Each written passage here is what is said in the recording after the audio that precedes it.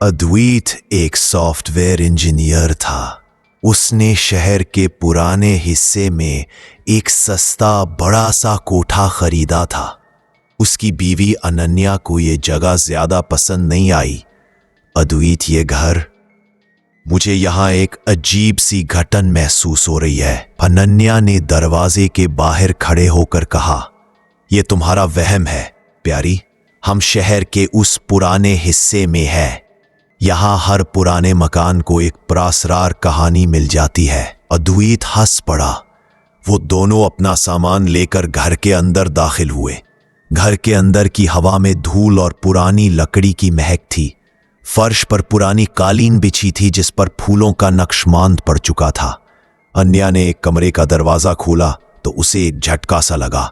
कमरे की एक कोने में एक पुरानी गुड़िया पड़ी थी जिसकी आंखें उसे घूर रही थीं। अद्वैत, ये देखो, उसने पुकारा। रात को जब वो सोने लगे तो अन्या ने अपने कान पर हाथ रखा। मुझे ऐसा लग रहा है जैसे कोई रो रहा है। अद्वैत ने टॉर्च उठाई और कहा, शहर के पुराने मकानों में ऐसी आवाजें आती रहती हैं। ये हवा का रुख होता है या फिर चूहे। लेकिन वो रोने की आवाज खुद भी सुन रहा था। आवाज तो बिल्कुल ऐसे थी जैसे कोई छोटा बच्चा रो रहा हो। वो दोनों नीचे उतरे और पूरे घर को छान मारा, लेकिन कुछ नहीं मिला। सुबह अन्या ने देखा कि वही गुड़िया साफ सुथरी सोफे पर बैठी है। अद्वैत, ये गुड़िया वापस आ गई है। उसकी आवाज कांप रही थी। अद्वैत ने गुड़िया को गुस्से से उठाया। किसी ने वापस रख दी होगी। मोहल्ले के बच्चे शरारत कर रहे होंगे। उस दिन शाम को अद्वैत के कान से फोन आया कि उसे बैरून मुल्क का एक प्रोजेक्ट मिल गया है और उसे 2 हफ्ते के लिए जाना पड़ेगा।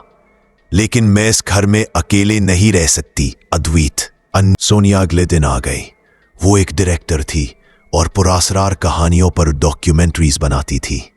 क्या खूबसूरत पुराना मकान है, सोनिया ने अंदर आते ही कहा।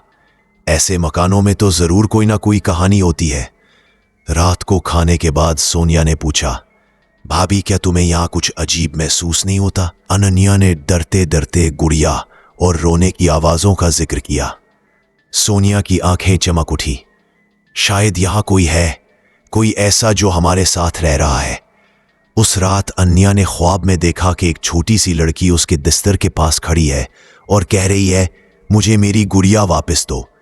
वो अचानक जागी तो देखा कि गुड़िया उसके तकिए के पास बैठी है। अगली दिन सोनिया ने मोहल्ले के बुजुर्गों से मिलने का फैसला किया। एक बूढ़ी खातून ने बताया, इस मकान में 50 साल पहले एक खानदान रहता था। उनकी 6 साला बेटी का इसी घर में इंतकाल हो गया था। वो अपनी गुड़िया से बहुत प्यार करती थी। वो लड़की कैसे मरी? सोनिया ने पूछा। कहते हैं वो सीढ़ियों से गिर गई थी, लेकिन हम सब जानते हैं कि उसकी मां ने गुस्से में उसे धक्का दे दिया था। उसके बाद से वो मां पागल हो गई और यहीं रहती थी, यहीं मर गई। सोनिया घर वापस आई तो वहां अफरा तफरी मची हुई थी। अन्या कांप रही थी। वो मेरे साथ बात कर रही है। सोनिया, वो लड़की, उसने कहा कि वो मेरी बेटी बनना चाहती है। सोनिया ने अन्या को तसल्ली देते हुए कहा, हम सब कुछ ठीक कर देंगे।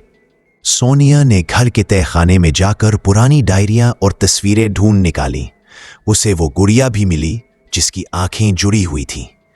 रात गए दोनों सिस्टर्स ने फैसला किया कि वो इस रूह से बात करेंगी। वो इस कमरे में गए जहां वो लड़की मरी थी। हम तुम्हारी मदद करना चाहते हैं, सोनिया ने आवाज दी। हवा का रुख बदला और दरवाजा जोर से बंद हो गया। रोशनी टिमटिमाने लगी। मुझे मेरी मां चाहिए, एक बचकाना आवाज गूंजी। अन्या ने डरते हुए कहा, मैं तुम्हारी मां नहीं बन सकती। तुम्हें सुकून से रहने की जरूरत है। नहीं, तुम मेरी नई मां बनोगी। आवाज चीख में बदल गई। अचानक तमाम खिड़कियां खुल गईं और हवा तेज हो गई। गुड़िया की आंखें सुर्ख हो गईं। सोनिया ने फौरी तौर पर वो मंत्र पढ़ना शुरू किया जो उसे बूढ़ी खातून ने सिखाया था। तुम्हें चले जाना चाहिए, तुम्हें सुकून की जरूरत है। मंत्र पढ़ते ही हवा का तूफान तेज होता गया। फिर अचानक खामोशी छा गई। गुड़िया की आंखें मामूल पर आ गईं। एक धुंधली सी शक्ल कमरे में नमूदार हुई, वही छोटी लड़की, लेकिन अब उसके चेहरे पर इत्मीनान था। मैं जा रही हूं, उसने मुस्कुराते हुए कहा। शुक्रिया। वो शक्ल धुएं की मानिंद तहलील हो गई। अगले दिन उद्वैत वापस आया तो उसने घर का माहौल यकसर बदला हुआ पाया।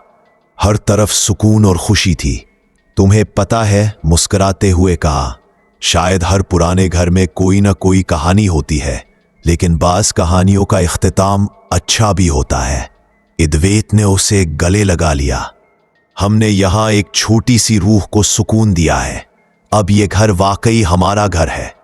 और उसके बाद से वो तीनों इस घर में खुशी खुशी रहने लगे, ये जानते हुए कि अब ये घर महफूज है और वो लड़की आखिरकार सुकून से सो गई है।